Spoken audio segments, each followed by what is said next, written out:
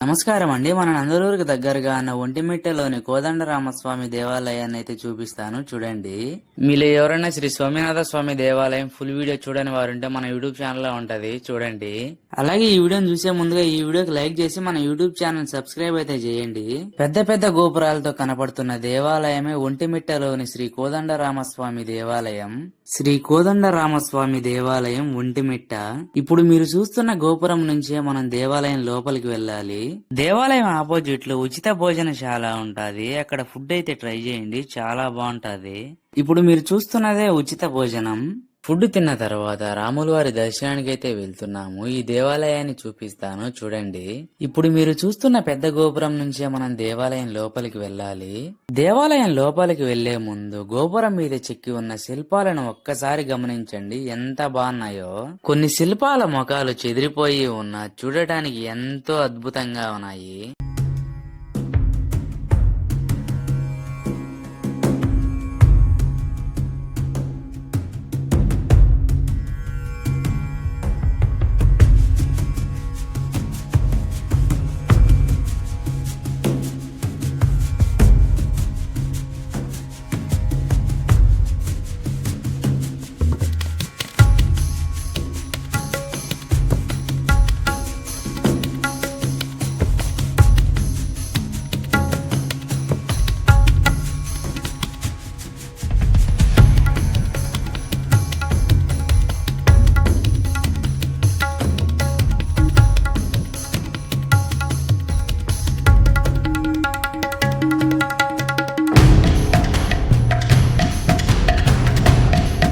ఇప్పుడు మీరు చూస్తున్నది ఆలయంలోని అతి పెద్ద గోపురం. ఈ పెద్ద గోపురం మీద ఇలాంటి చిన్న చిన్న శిల్పాలను శిల్పులు కొన్ని వేల సంఖ్యలో చెక్కారు.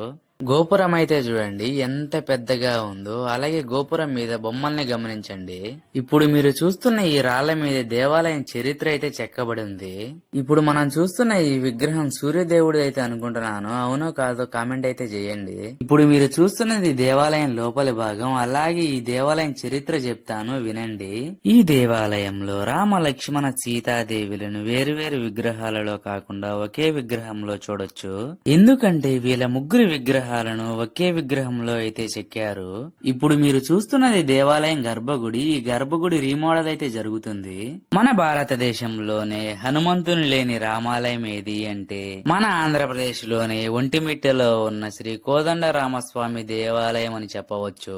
ఎందుకంటే రామ హనుమంతులు కలవక ముందే ఈ దేవాలయాన్ని ఒంటిమిట్టలో స్థాపించారు.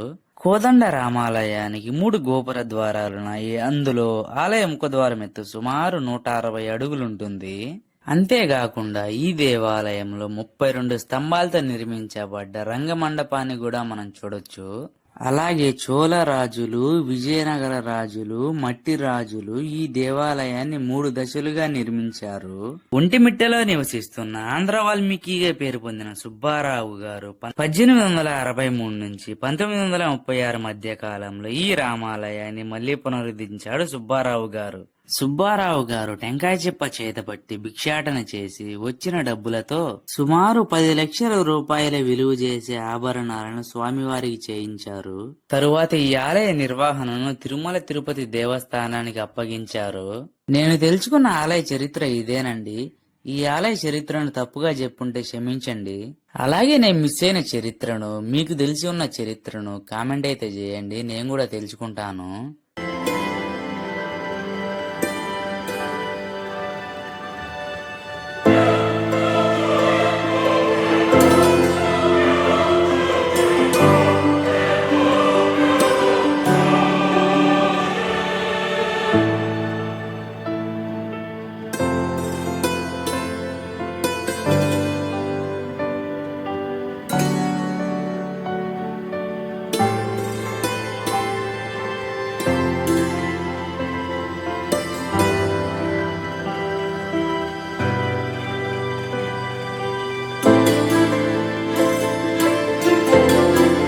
ఆలయం గర్భగుడిలో పని జరగడం వల్ల ఆలయం ఒక చివరలో రాముల వారి దర్శనానికి ఏర్పాటు చేశారు.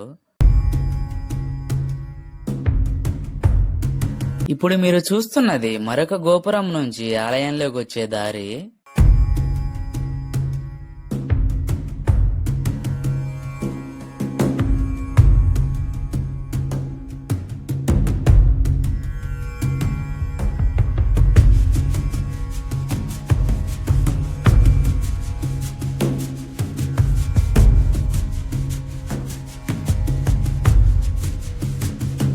ఇక్కడైతే చూడండి ఆలయం మొత్తం రీమోడల్ అయితే జరుగుతున్నట్టుంది. మనం ఆలయంలోకి వచ్చేటప్పుడు ఈ విగ్రహాలైతే ఉంటాయి, తప్పకుండా చూడండి, మిస్ అవ్వద్దు.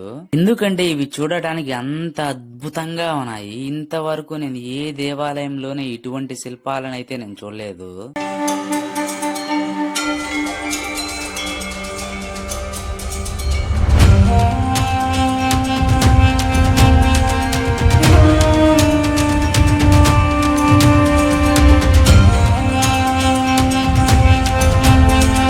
ఆలయం బయట పక్క అయితే చూడండి గడ్డిని ఎంత బాగా మెయింటైన్ చేస్తున్నారో. ఇక్కడ ఒకే చెట్టు ఎంత పెద్దగా ఉందో చూడండి. ఈ చెట్టు కింద చాలా మంది కూర్చోవచ్చు. అలాగే ఆలయం బయట జనాలైతే చూడండి ఎంత మంది ఉన్నారో, చాలా మంది ఉన్నారు.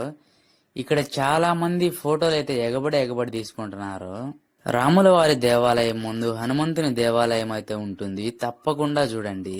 అలాగే మన వీడియోస్ ఎవరన్నా కొత్తగా చూస్తా ఉంటే మన యూట్యూబ్ ఛానల్ ని సబ్స్క్రైబ్ అయితే చేసుకోండి. సబ్స్క్రైబ్ చేసుకోవడం వల్ల నేను అప్లోడ్ చేసిన వీడియోలని మీరు మిస్ కాకుండా చూడొచ్చు. ఈ వీడియో మీకు నచ్చి ఉంటే ఈ వీడియోకి లైక్ చేసి షేర్ అయితే చేయండి. అలాగే కామెంట్ కూడా చేయండి. వీడియో అయితే ఇంతేనండి. త్వరలో ఇంకో కొత్త దేవాలయంతో కలుసుకున్నామండి.